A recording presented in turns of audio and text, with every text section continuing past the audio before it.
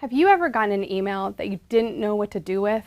I used to be part of a large organization that was going through a series of layoffs. One night, my boss sent out an email at 9 p.m. It was super vague, it didn't offer suggestions, and it had no specific timeline, but it was letting us know that people were going to be laid off. What was the result? My team was freaked out, angry, and I had to spend the whole next day consoling them. If you've ever received a message like this, it's because the sender didn't have a clear purpose. Most of your workplace messages are either asking for or responding to requests. We want to make sure that we're setting ourselves up for success by making it easy on the reader to understand our purpose, know what they're supposed to do, and respond accordingly. So in this video, we're going to talk about ways to reduce the reader's possible resistance to responding to you. We're going to make it as easy as possible for them to respond quickly and efficiently. And the ways that we're going to do that are by focusing on the subject line, the purpose, and key information of your message. First, you always want to use a good subject line. We want to have descriptive subject lines that preview key information for the reader. You should summarize the purpose of your message and make the reader want to open that message. Avoid empty or dangerous words like important, help, or problem.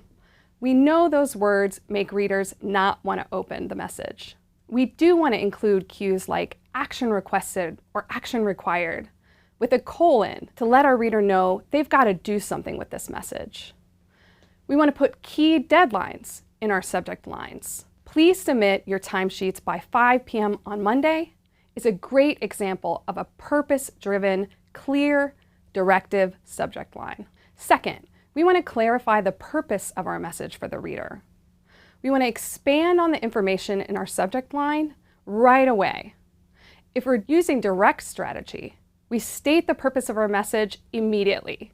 We hit them with the headline and then offer the details later.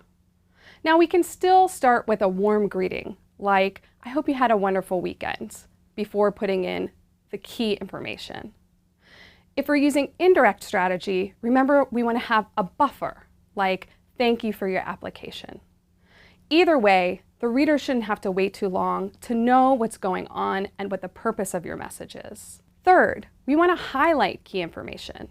We want to show, not just tell, the reader what they need to pay attention to. We want to make sure, again, that the key idea is in that subject line. We can also label our key ideas. Don't leave it up to them to interpret what the most important issue is.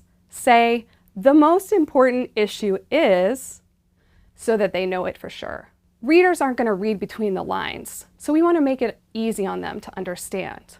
We can also put key information in the first or last sentence of a paragraph, or even both, because we know that our readers' eyes are drawn to the top and the bottom of paragraphs because of the blank space around them.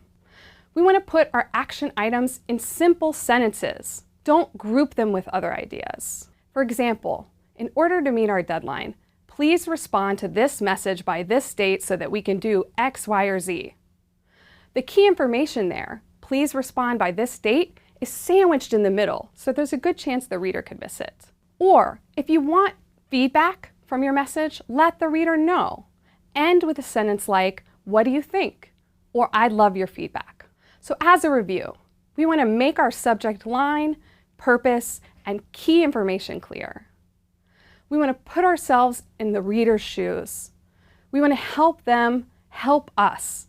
Make it easy for them to respond.